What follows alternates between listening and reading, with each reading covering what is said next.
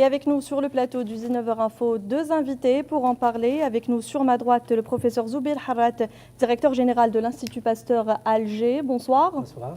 Et sur ma gauche, le docteur Bekat Barkani, vous êtes président de l'Ordre des médecins. Bonsoir à vous. Bonsoir. On va parler, si vous le voulez bien, professeur Zoubeir, du choléra. 3 morts depuis la suspicion de cette épidémie. Effectivement, depuis qu'on a eu les premiers cas suspects de choléra, il y a eu d'abord une cellule de crise qui a été mise en place et de suite, tous les prélèvements ont été réalisés soit au voisinage des malades, soit dans les environs immédiats des domiciles des malades. Et les prélèvements ont été effectués sur les patients eux-mêmes et également sur les points d'eau suspects d'être contaminés par le choléra. Comme vous savez, le choléra est une maladie infectieuse transmissible due à un vibrio choléré qui cause des diarrhées profuses qui peuvent apparaître chez un sujet en bonne santé et les symptômes peuvent apparaître selon une période d'incubation qui va de 6 heures à une dizaine de jours et les symptômes varient d'un sujet à l'autre. Les symptômes sont les mêmes qu'une intoxication alimentaire ? Pratiquement les mêmes, mais je veux dire qu'elles sont d'une intensité très importante parce que le malade peut présenter 10 à 50 selles par jour et ce sont des selles profuses, parfois il n'y a pas de douleur, mais le fait qu'il y ait une perte excessive de liquide, le patient peut présenter des crampes dues à la fuite des électrolytes comme le potassium et le sodium. Donc c'est un problème au début de réhydratation des patients, puisque le vibrion produit une toxine qui, elle, induit une perte de liquide des intestins. Donc là, la maladie, si elle est prise à temps au début, elle est guérissable à 100%. Il suffit de réhydrater le patient avec soit une réhydratation orale par les sels de réhydratation ou bien par perfusion si le sujet présente des vomissements. Mais je veux dire que plus le patient est pris en charge précocement, plus il y a une forte possibilité de guérison. D'abord, tous les patients qui ont été donc, pris en charge, soit à l'hôpital de Boufalik ou à Qatar, sont guéris, sont maintenant sortis.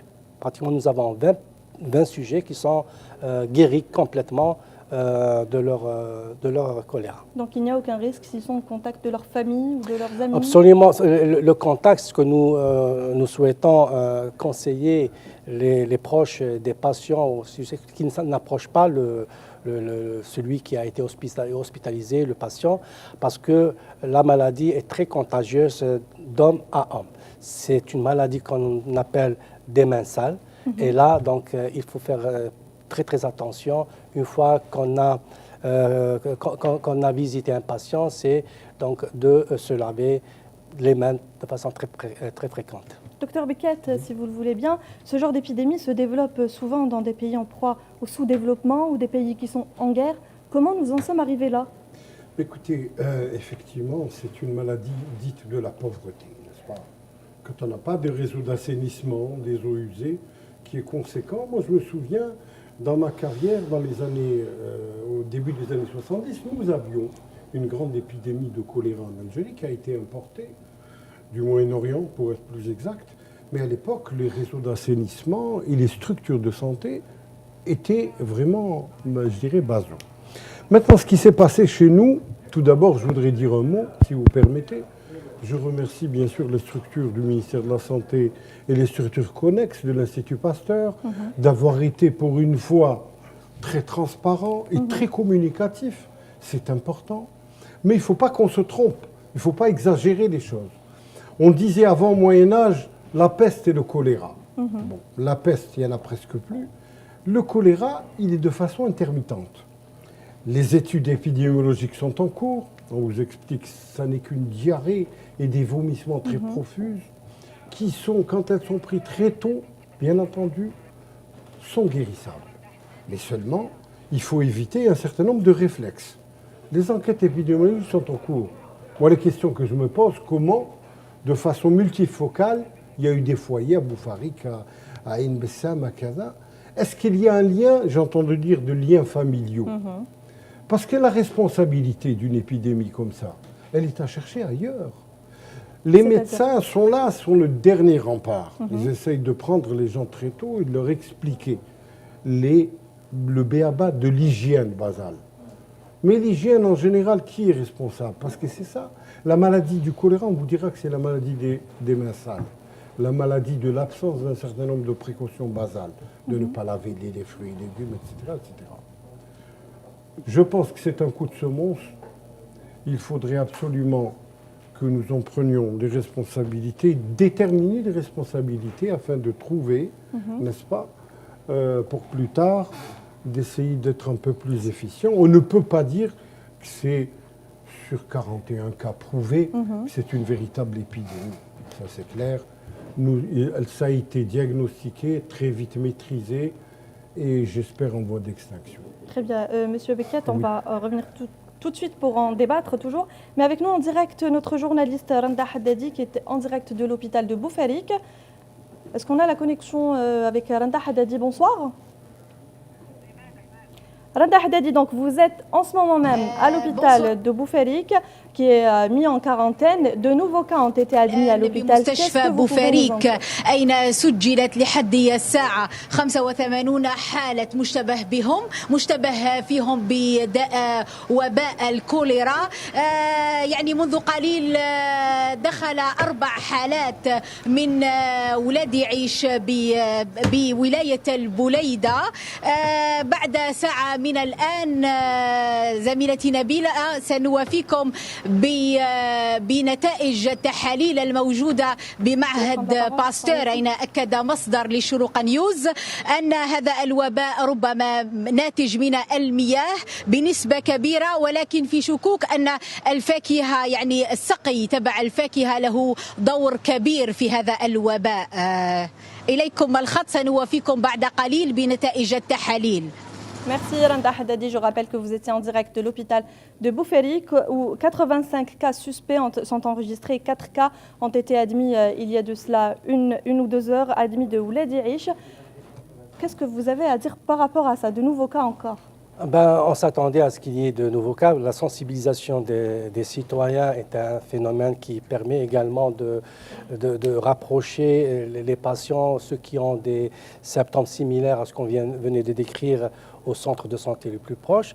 C'est une bonne chose. Comme ça, les patients qui sont au stade précoce seront pris en charge. C'est-à-dire que plus c'est pris en charge précoce. Je reviens maintenant par rapport aux analyses qu'on a effectuées au niveau des points d'eau. Et je rassure les citoyens que jusqu'à présent, tous les prélèvements que nous avons effectués au niveau du réseau d'eau potable, au niveau des robinets, sont jusqu'à présent indemnes de toute infection bactérienne, sont potables.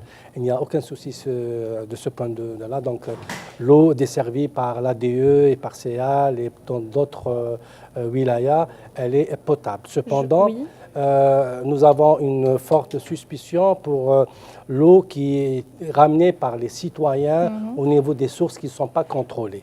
Ça, ce sont les premières analyses bactériologiques qui ont confirmé la présence de bactéries, donc d'origine fécale, mais pas de vibrio cholérique. Donc c'est une eau qui n'est pas potable. Bactériologiquement, elle est impropre à la consommation. Mais ce sont des eaux qui ne sont pas contrôlées, qui ne sont pas chlorées du tout. Donc nous avons effectué Et actuellement, il y a des analyses qui sont effectuées sur les aliments susceptibles d'être arrosés par des eaux usées, comme le melon, le pastèque et d'autres fruits et salades. Donc là, jusqu'à présent, nous n'avons pas encore d'essai de Je rappelle qu'une enquête est en cours sur les raisons de ces cas. Et nous informerons donc les personnes concernées au moindre résultat qu'on va obtenir. Donc pour les résultats qu'on va obtenir. Voilà. D'accord. Docteur Beckett, quels sont les facteurs de risque? Écoutez, les facteurs de risque, il n'y en a probablement pas, puisqu'un homme sain peut contracter le choléra dans la mesure où il est au contact. Il a bu ou il a mangé quelque chose qui a été infecté. Moi, ce que je voulais dire, si vous permettez, c'est que votre rôle, le rôle des médias et le rôle des transmetteurs d'informations, c'est d'essayer de donner une image de vérité. L'image de vérité que l'Algérie aujourd'hui a un réseau d'assainissement qui est plus que correct. Vous avez parlé de la maladie de la pauvreté, c'est vrai. Ce n'est pas la peine de citer des pays qui sont dans un état de délabrement ou état de guerre, qui ont pratiquement ce genre d'épidémies qui sont incontrôlées. Mais l'Algérie a un réseau d'assainissement et un réseau d'eau potable, lui, qui est dirigé soit par des organismes intercommunaux ou la parcéale, qui est javelisé. Parce que la javel est à des doses pratiquement normales, qui sont bien connues. À l'époque, on disait une goutte de javel dans une barrique, c'était bon. Qui est javelisée, elle est absolument sans danger. Il s'agit de comportements, comme le disait le professeur, anormaux par rapport à des gens probablement qui prennent de l'eau. Et c'est des comportements qui existent de plus en plus, soi-disant de l'eau de source. Vas-y, Wahda. Sanien, la suspicion aussi, c'est vers les aliments. On dit de tout temps qu'il y a des aliments, des fruits, et surtout des fruits d'été, qui sont arrosés avec des eaux usées. Alors là, c'est l'enquête, je dirais pas épidémiologique, mais policière, qui doit déterminer les responsabilités.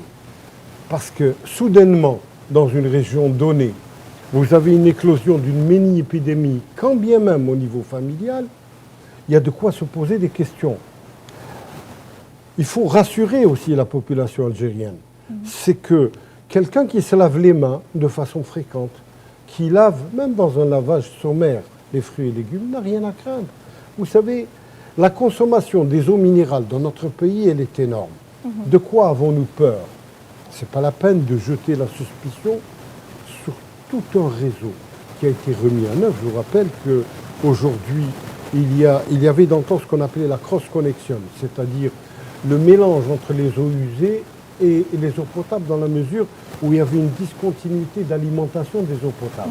Vous avez les eaux usées qui rentraient dans les canalisations d'eau potable. Mais aujourd'hui, l'eau potable, elle est pratiquement H24 dans tous les points d'Algérie. Est-ce que vous êtes d'accord avec moi qu'on peut pas parler de 88 personnes qui ont bu Alors, de l'eau de 88 source? personnes, vous dites, c'est 88 personnes, c'est un peu trop. Maintenant, c'est l'enquête qui déterminera au plus près.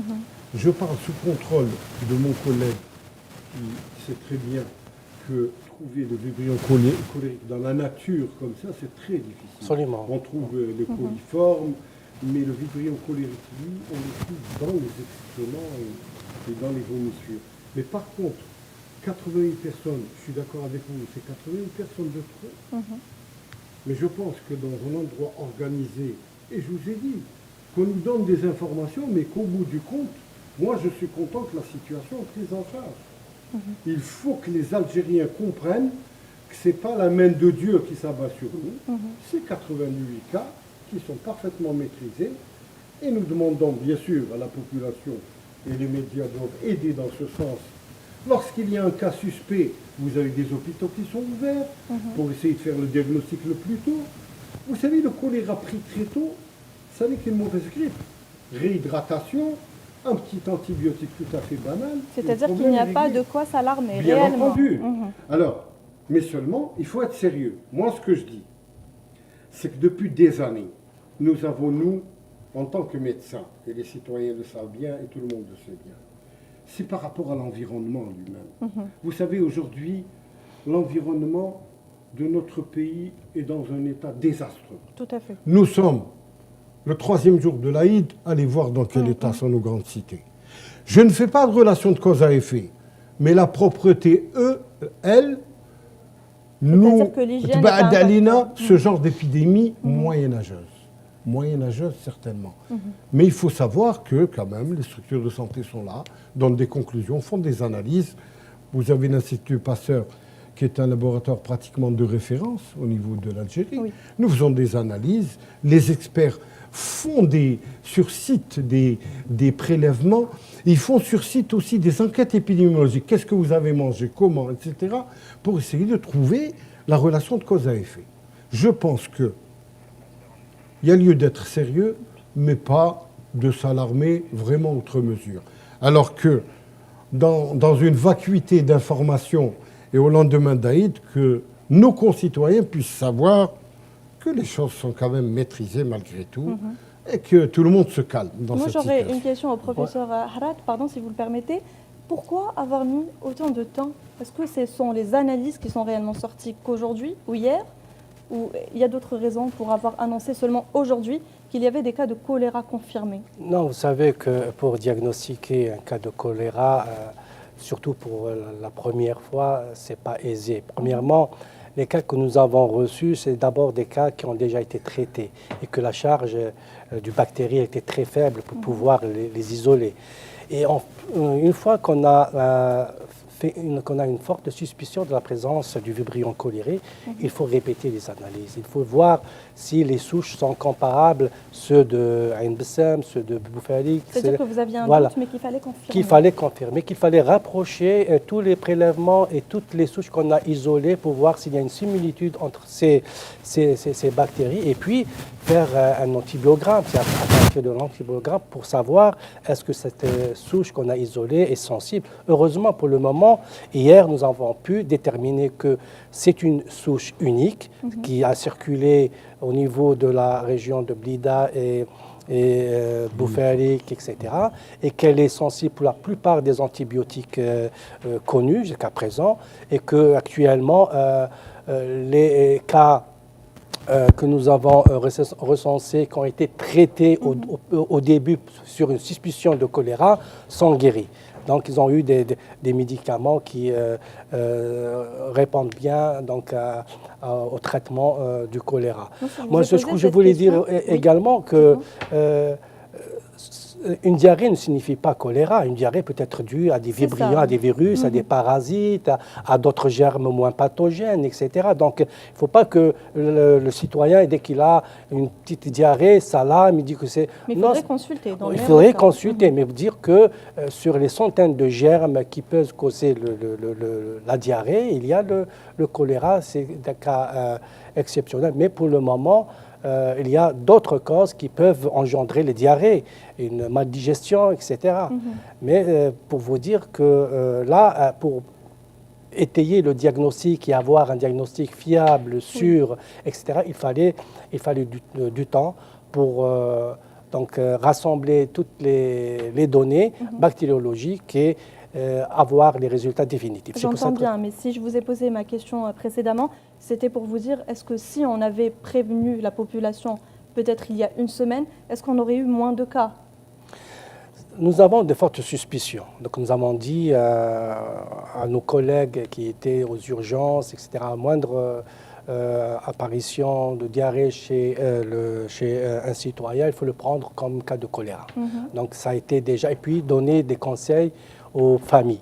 Aux familles pour qu'il y ait plus de précautions par rapport au nettoyage des sanitaires, au nettoyage des lieux communs, des vêtements il y a 4 jours approximativement, voilà. Vous êtes d'accord, il y a eu un communiqué de l'Institut Pasteur qui disait que ce ne sont pas des cas de choléra. Et à contrario, M. Fourard du ministère de la Santé avait dit que la piste choléra n'était pas à éliminer. Il y a une contradiction, on est d'accord? Non, on était pratiquement à 70% qu'il s'agit du choléra. Justement, les premiers signes bactériologiques nous orientaient vers la présence du vibrion cholérique chez les patients, dans les prélèvements de celles des patients. Mais nous, c'est-à-dire que ces premiers signes ne nous permettaient pas d'annoncer de façon définitive un diagnostic aussi important, que ce soit pour la communauté médicale, aussi bien pour la population. Il fallait qu'on soit absolument sûr des cas de choléra pour pouvoir faire une déclaration officielle, comme ça a été fait cet après-midi. Ok, professeur Harat et docteur Berkani Bekat, moi je voudrais clore ce débat sur des conseils peut-être à donner. L'Algérie est en état d'alerte sanitaire, on est d'accord. Qu'est-ce qu'il faut faire? Écoutez, tout d'abord, j'étais en train de réfléchir par rapport au garde-malade. Vous avez vu le malade qui est décédé, c'était un garde-malade. Il est absolument interdit de rentrer dans un service où il y a, disons, des malades qui sont colériques. Parce que ça n'est pas possible, nous avons cette mauvaise culture, c'est que la famille débarque, le quartier débarque, vous voyez dans les images, quand on aime ses proches, on ne va pas. lui-même être une cause de maladie. Deuxièmement, je vous ai dit, c'est d'essayer de calmer les esprits. Nous sommes dans un pays qui est organisé, où on peut, avec l'hygiène basale, se laver les mains. C'est important. Avec du savon. Du savon, il y en a partout. Oui. Se laver les mains. Nettoyer ses légumes, fruits et légumes. Avec de l'eau seulement? De l'eau, ou avec 2 gouttes de javel, ou il y en a qui vous diront que ça dénature le goût. On est dans une période de suspicion. Et ainsi dit, une goutte de javel, ça ne tuera personne. Alors, ce genre de mécanisme et de prise de précaution vous donnera toute la sérénité possible et imaginable. Que ceux qui ont la possibilité d'acheter de l'eau minérale, qu'ils achètent de l'eau minérale, ils dormiront un peu plus tranquilles vis-à-vis des enfants. Mais attention, ne jetons pas l'eau pauvre, toute une organisation qui est partout, sinon ça va créer une véritable panique, ce qui n'est pas le cas. Vous disiez tout à l'heure à mon collègue, comment le diagnostic n'a pas été fait plus tôt? Il fallait du temps, il fallait un diagnostic de certitude. Vous avez ce qu'on appelle l'incubation entre le fait que le vibrion rentre dans le corps de l'individu et que les symptômes apparaissent. Sauf les gastroentérites phosphéphalie, ça suffit. Moi, je parlais juste de précautions. Alors, les précautions, je vous ai dit les précautions, elles sont basales.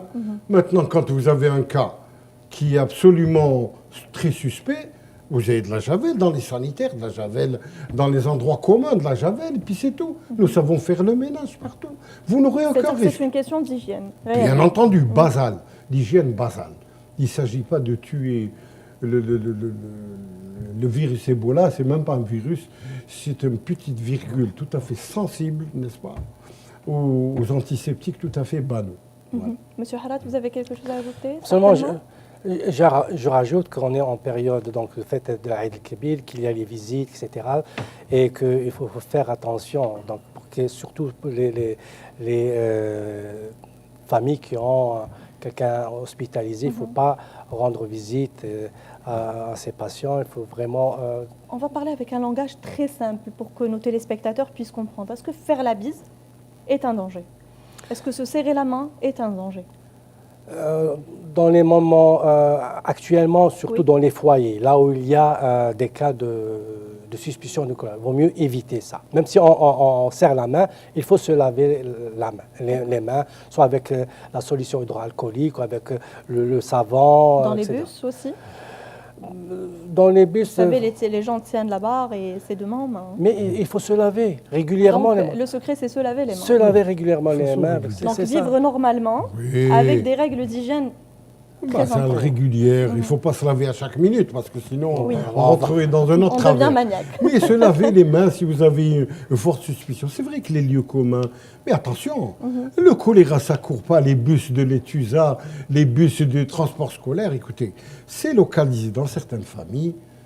Prenons des précautions, ça nous aidera, même à l'avenir. Hein. Bien sûr. Vous savez, même dans la grippe, ça nous aidera. Voilà, Absolument. Continuez votre... bonnes habitudes. Donc là, comme pendant les saisons d'hiver ou d'automne, c'est la grippe, les affections respiratoires, etc., qui sont communes.